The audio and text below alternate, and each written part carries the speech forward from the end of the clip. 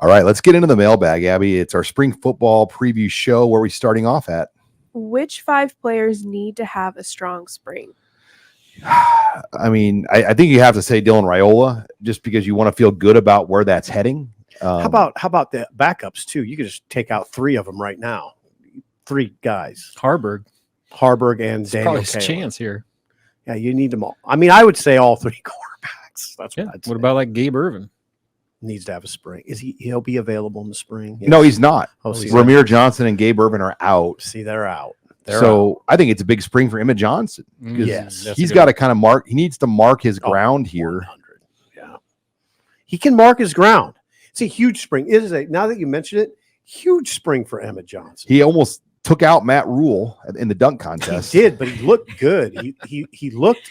I mean, it kind of reminded me of Amir Abdullah. When Amir came here, he didn't really look like a Big Ten running back, but when he left, he looked like a Big Ten running back. And Emmett Johnson, now that looks like a Big Ten running back. What about Thomas Fedoni? Yes, big spring. I mean, I just watched Carter Nelson at state basketball, and I mean, he's fluid. He's explosive. I mean, they're different. I mean, they're different kind of athletes, and there's the competition in that room is going to get interesting. For I think Thomas Fedoni, he needs to kind of mark his spot here.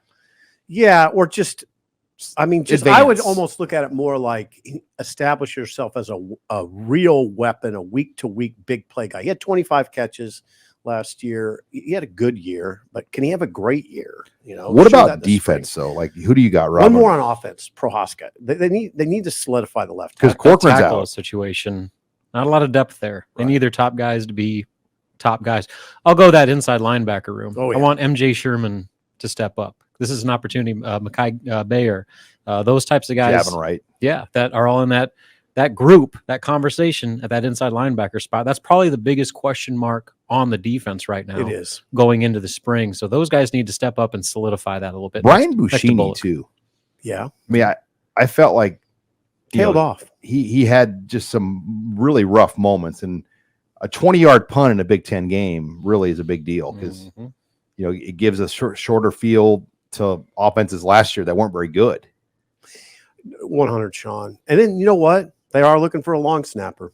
That Ortiz was excellent. We never even breathed his name last year because there was never any I don't even think there was any close calls. Not that I remember. No, he's a guy. He was really good. Now, so Camden Wood-Tucky is the guy. I mean, he'd be that. Well, he was the second string guy last year. He's a kid from Michigan. He's a junior from, I think it's Grand Blanc, Michigan. I'd watch that one too. All right. What do you got next, Abby? Robin, you touched on this one, but what is your 2 deep projection for the linebacker spots? Oh, boy. All right. Well, Bullock is for sure in that conversation. And right now, I think Thompson's certainly going to be in that equation when all's said and done, just given the acclaim that's followed him. And then it's a matter of, how is MJ Sherman going to evolve into that role? Princewell. Yeah. I mean, you got the jack has got to be. Jack is the complicator. Are we including the jack in this? That's or are we not? the complicator. Because are we calling the jack a linebacker? Are we calling the jack like an edge? I don't know. I think it was just inside, right? I feel like he's coached by linebacker coach though. Right? Princewell, the jack position, right? Yeah, I think yes. Knighton. I don't think Knighton coaches the jacks. You forget about Chief Borders. You sure do. And you didn't mention Makai Bayer. Makai Bayer is probably a projected starter right now. Yeah. And Javin Wright would be a projected starter with Bullock. I mean, those 3, and then Stephon Thompson, MJ Sherman, and then it's a matter of how do you play that jack? Because Borders can play the jack, Sherman can play the jack. The one other name I'd add that you watch now is Dylan Rogers. I mean, he's a scholarship guy. He's a redshirt freshman. He didn't play last year, but didn't hear his name much. No, you heard it. You know what? Rule talked about him late in the season. I remember. Yeah. Yep. So I would watch Dylan Rogers, number 52, too. All right. What do you got next, Abby? Which player with no to minimal playing time do you expect to make an impact this spring? I'm going to throw out the receiver, Demetrius Bell. Okay. I think he's a guy that, he had an academic red shirt last year. So he wasn't able to play even 4 games. But I think that's one that I'll go with on offense. Honestly, the transfers and guys coming in are they weren't here last year, so it's hard. I don't see a lot of other real big surprise faces. Guys that were here. Jeremiah Charles would be one. What about on the offensive line at one of those guard spots with guys like Gatula or Sledge. Gatula, Knutson. Those are your 3 redshirt freshmen, big names. It'd be a big jump for them, but they got a lot of positive talk last year. Mazuka though so your guards, you got a lot of guard. You got obviously your center back Ben Scott. But guards, you got Justin Evans. Jenkins, potentially Mazuka, as Henry a guard. Lutovsky. And Lutovsky. You got 3 veteran guards there. And then Corcoran, we don't know what his future is. Right. He could redshirt too, by the way. Corcoran has never redshirted. And so he could play 4 games this year and redshirt if he wanted to go that route. But yeah, I think Sledge, if you were going to throw one in there, could make a jump. But again, they returned so many key pieces on that O-line. I don't see. They do, but it's when you get to looking at it, as I did, not the depth is. You don't have a lot of experience depth. That's a lot of teams though in college football. True, but Robin is exactly right. Gunnar Gatula could be a number 2 tackle. Sam Sledge could be a number 2 guard. Now Gunner's playing some guard now. His father was at St. Michael's. And he told Brian that Gunner had been working some guard too. Yeah, Brock Knutson is somewhere in this conversation too. And you wonder about Bricks. I mean, Grant Bricks. He's here early. Yeah, he's here early, and he could make a move pretty early. I'd say guard. I don't know where they'll have him, but I think he could play guard. I mean, he played tackle in high school. What about Sua Lafatu as like a nose tackle body to get him ready to replace Nash Hutmacher in the future? Yeah, he'd be definitely a guy to watch. Rules mentioned him prominently more than once. We got time for one more as we kind of rambled our way for these first few to get done. Okay, our last one. So obviously this is our spring football preview. What is your most memorable spring football moment? I definitely have one. You guys can go. You go first, Sev. You already got one. I want to hear yours. Yeah. Well, Sean, I would be standing by Sean, and maybe Rob. I'd stand by you. It was stunning that first spring when Callahan was here, and they were implementing the West Coast offense. They didn't really have the quarterback to do it. God bless Joe Daly. He's one of my favorite players of all time. But there was one moment we were standing on the fence. We could watch all the practices, every minute of every practice, and I just noticed, and I think I might have turned to Sean. There was a series of balls being run back for touchdowns by defensive players. And I said to Sean, is this like a defensive drill?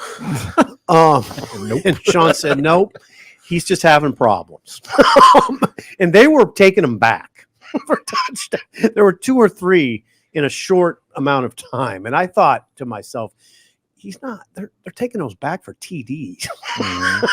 So but they were really, as you recall, there was a huge struggle that first year in the West Coast offense. And we saw it in the spring. Yeah, the 05 spring scrimmage with Zach Taylor, still probably my most favorite memory. I mean, they went 200 plays probably in this. They had to go find a quarterback. And Taylor had the flu, and the quarterbacks were live, and he was sacked at least 8 times live in a scrimmage. Jay Moore sacked him like 4 times. I think he got a tooth out and everything. And he was bloody. Yeah. I mean, that's the last Big 12 player of the year Nebraska's had on offense was Zach Taylor. And he emerged in that practice. And that was, and we got to watch it. I mean, it was like a 3.5 hour scrimmage. Another one too for me was Roy Halou, how he just kind of emerged. And when Pelini got here, everybody was obviously Marlon Lucky. And Bo always was high on Halou. Like he knew Halou was a dude. And you saw Halou emerge in Bo's first spring and turn into an NFL running back.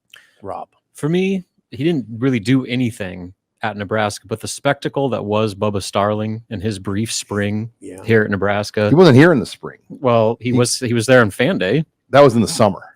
Oh, okay. So Bubba Starling showed up in June, basically to leverage the Kansas City Royals. That's close to spring, though. And it was here for 2 seasons. All your research and hard work has just been thrown out the window, Rob. Okay, sorry. So, but let's just take it back to that whole recruitment. How about that? Yes. Where this is one of the prized quarterbacks that was such a star here at Nebraska, and then never even end up playing a. It was snap. a crazy recruitment. That fan day, it's not spring at all, but I'll go back to it because that's the reason I was thinking about it. Was they had the quarterbacks like in the corner of the end zone, and the line for the QBs went the full 100 yards past the end zone into the next tunnel just for Bubba. And he used that for leverage. Yeah, it was a. I mean, It was a contract leverage play, don't you think? Isn't that yeah, what that he was? stretched it all the way into fall camp. I mean, that would be more of a fall camp memory because he showed up to classes just to make the Royals squeeze out another. I will tell you this. My fall spring was screwed up on that one. That's okay. I will tell you this. Probably could be a major league scout. I obviously can scout football players very well. Probably could be a major league scout. I went and watched, joking, but I went and watched Bubba play baseball. And there was no question in my mind he could play outfield in the major leagues. It was incredible to watch him. There's no question he had speed. He would steal third base standing up. And this was good. These were good high school games. He was incredibly fast, had an incredible arm. I watched him in batting practice and thought, I don't know if he's a hitter. He couldn't hit a curve. And I saw it right away. I was like, I don't know. I don't know if he's going to be able to hit the ball in the major. He didn't. He played in the Army All-American Whitey Bowl. Herzog. He played in the Army All-American Bowl too. He was highly decorated. Good football player. Very highly decorated. So he would have been like an option quarterback. Like a Taylor Martinez quarterback. I don't know if option. I got a new answer. So my high school, I was able to shadow Steve Sipple during the spring game. You probably don't remember it. I just kind of not remember. I just sat next to you, and I remember going through that whole thing. It was my first taste of Nebraska football, learning from the greatest. Are they still doing that? It wasn't a total turnoff. No, I didn't really I just kind of watched. I didn't get a lot of advice or insight. You were too dialed in, but it was good. It was good. I got to go down to the press conference. I vividly remember standing next to Carlos Polk, and that was like my first realization of like how big these dudes actually are. You stood next to Carlos Polk. Yeah. Wow. Yeah, he was he was an inordinately big linebacker. Yes, he was. He was. He's a big middle, Sean. You remember him? Oh, hell yeah. Big middle. 6'2", 250 probably. Yeah, big middle.